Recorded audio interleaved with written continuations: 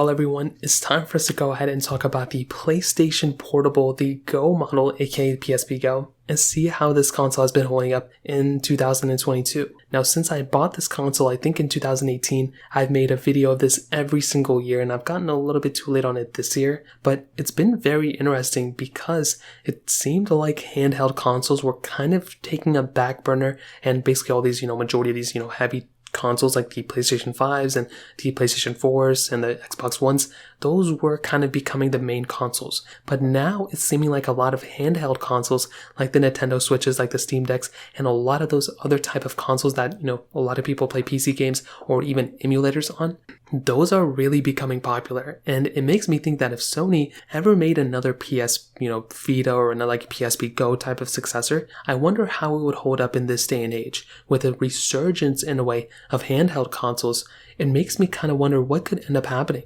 And I do think with, mobile phones and everything, a lot of people love iPhones, a lot of people love Androids, but if you want more power, but with the addition of all these newer games and all these different emulators and ports coming over to these phones, it just makes you wonder if you could get like a 9-inch or 10-inch display in a really good form factor, would you rather have something like that that's handheld, or would you rather have like a PC that, you can't really bring with you anywhere? So it kind of makes this type of, console interesting because the PlayStation P Go came out in 2009. Now, it was actually discontinued in 2011, and then a few years later, it was discontinued in 2013. Now, shout out to PlayStation.fandom.com. I talk about this website, just fandom.com in general, because they give so much information. And with this PSP, I think it was ahead of its time, but also I think it was a little bit weird in a lot of different ways. And I think if Sony just did one thing, if they just kept the UMD slot, I feel like that would have probably made this specific console future-proofed in so many different ways.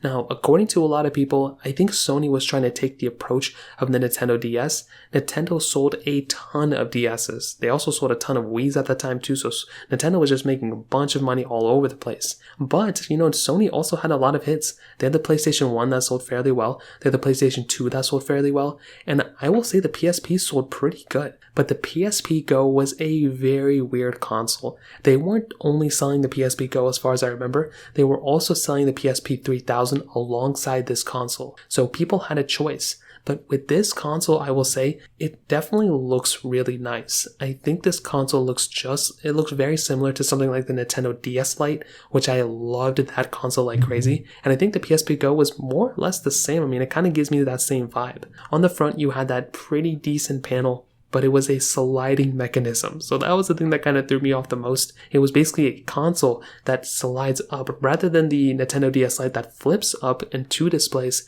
And this one had one single display, but you could actually slide that display up, and it was so cool. I really did actually like that a lot. Now, the sliding mechanism at first kind of freaked me out because I didn't know if it was, graded well. If you did it like 30 times, would it already break? Not the case at all. This thing was pretty durable. My PSP Go is still holding up very well. So Sony built a pretty good product, and it still feels very premium. Like, it doesn't really feel cheap compared to a lot of other consoles from, 2009, especially the handheld market. Now, on the bottom, you had the standard D-pad as well as the triangle buttons as well. And this is another thing where I really liked about Sony. They really just focused in on the design of this console and trying to make something different. And were they copying Nintendo a little bit?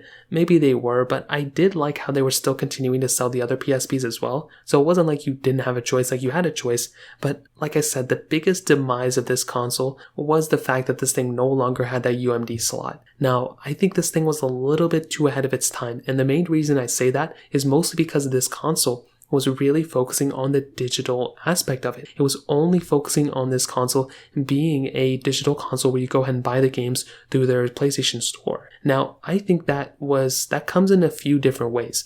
That comes in a way like, okay, for one, if you want to buy, your UMD games, if you want to buy your older PlayStation P games, you will have to go ahead and make sure you have an available console. You will have to make sure you have that specific game available on the PlayStation Store. And maybe at that time, not every single game was available. So that was one massive thing that was just so annoying. But another big thing was that they enclosed the battery inside of this console. So we no longer had a, removable battery on this console. So that was another big thing. It's almost like when Samsung, from the Galaxy S5 to the Galaxy S6, didn't give us expandable storage and pretty much didn't allow us to remove the battery anymore. This console is pretty much the same thing. And it was, a $250 console. It was more expensive than the other consoles they were selling. So not that, PlayStation 3s at the time, but, just the, other iPhone, but just the other, PSP. And that's another crazy thing. I mean, I think that was pretty insane. And I didn't really understand that too much of why Sony did all those things at one time.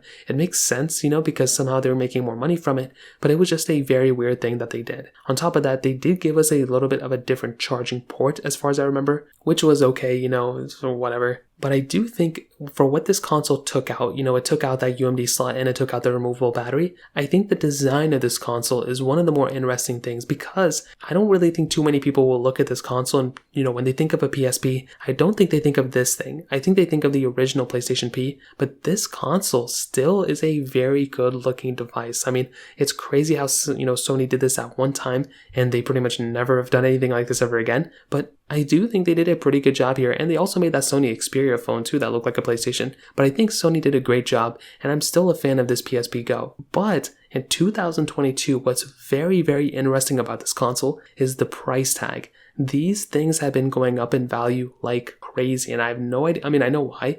Basically, it's just because they're collector's items now. Because most people didn't really buy one back in the day, there's not that huge of, a quantity. It's just like the Wii U's. It's a collector's item right now because, they didn't really sell too many. Looking on, eBay right now, I'm able to see a ton of PSP Go's around $135. There's one for $200. There's another one for $130, $190 with $10 shipping. So there are these specific consoles all over the place, but they are being sold at such a premium. And there's one for $245 that's modded with 10 watchers for $245. So that one hasn't sold yet, but it has 10 watchers, which meaning it's probably going to sell for maybe like $250, $230. So I say that to say, even though the PSP back in the day was a weird console and a lot of people didn't buy it, because of that, a majority of people are still able to sell their consoles now. I say the same exact thing with the Nintendo Wii U. A lot of people didn't buy that console, but now if you ended up buying a Nintendo Wii U back then, those things are going up in value like crazy. So much so, in fact, that I would probably recommend keeping them and not even reselling them. I bought my PSP Go in 2018, I think for about $90, and I think I was freaking out about it because it really wasn't worth it at that time. Now these things have almost doubled in value. Mine is still in pretty decent condition. So the fact that these Wii U's are going up, so the fact that these PSP Go's and the Wii U's are going up that much is actually pretty insane to me. So I will tell you, to kind of wrap up this whole video, the PSP Go is a very interesting console. It's a perfect showcase of a, manufacturer really trying to push a lot of, boundaries and push a lot of things at once, but also limiting certain things that at their core audience, a lot of them wanted, and they wanted forever. The PSP, 3000, 2000, 1000, they all were kind of the same thing at their core. They were faster each iteration, they were slimmer, but they didn't really take away everything at once. If Sony just went ahead and gave us the sliding design, but they kept the removable battery and the UMD slot, I think a lot of people would have liked it. But the fact that they did everything at once, it made it seem like that sliding design was dumb because it lacked the battery slot and, the UMD slot. So I think, in my opinion, the design was great. I just hate how they limited us in terms of the, battery and all that other stuff. So that pretty much covers it up. If you have any other thoughts or questions, please let me know in the comment section below. Hit the like button, that would mean so much, but definitely hit that subscribe button. More importantly than everything else, I love every single one of you guys. Hopefully I'll catch you guys in the next video. Peace out till then.